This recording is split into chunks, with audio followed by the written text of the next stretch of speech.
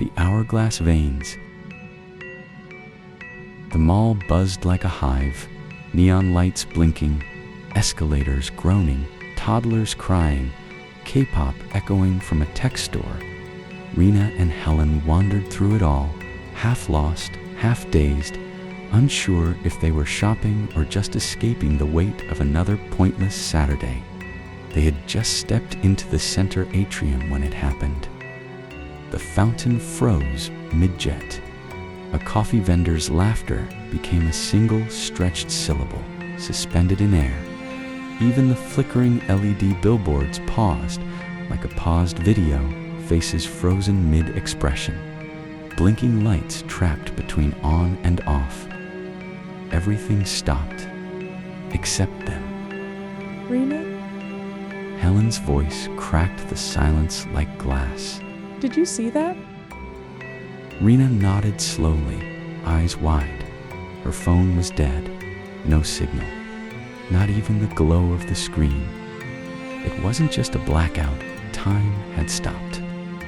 And then they heard it, a soft, wet, slithering sound, like something dragging itself through thick mud.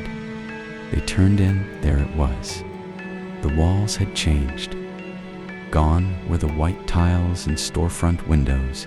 In their place were veins, coiled, fleshy cords ran across every surface, pulsating, twitching, lined with thick rings like muscle tissue. They snaked upward endlessly, branching out like grotesque, breathing roots. The mall's atrium ceiling had vanished into a writhing canopy of tendrils, each one twitching in anticipation. Rena reached out to touch one, but it recoiled, as if shy or hungry. Where are we? Helen whispered. Are we dreaming? No, Said a voice behind them. It wasn't human. A tall figure emerged from behind the writhing cords.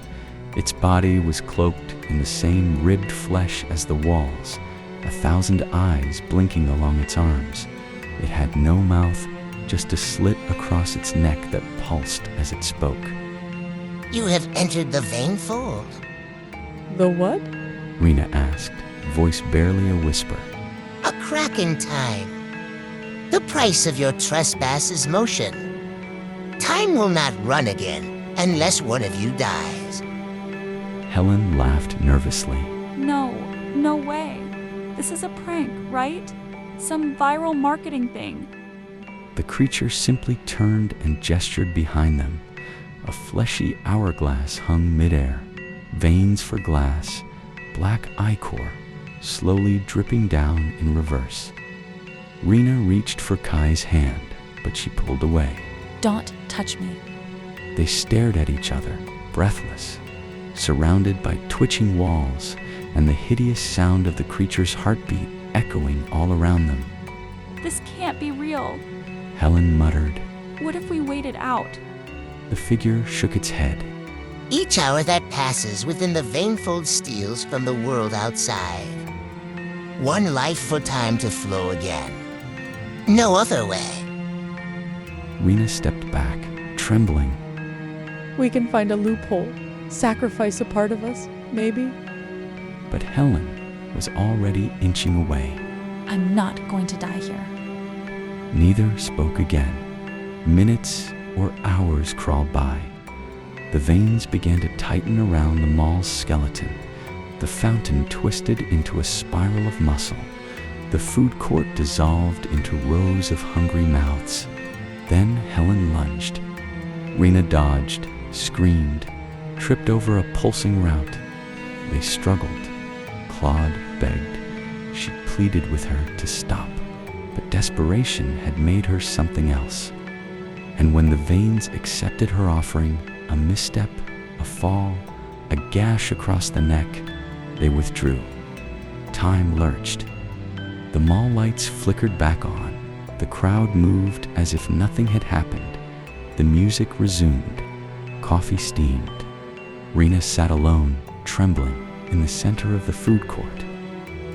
Helen was gone. So were the walls. So was the vein fold. Only the faint impression of something slithering beneath the tiles remained. and in her palm, a black line had begun to curl like a tiny root burrowing beneath her skin.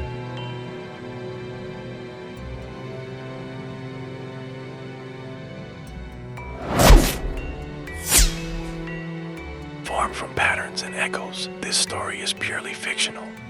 What lingers is yours to interpret.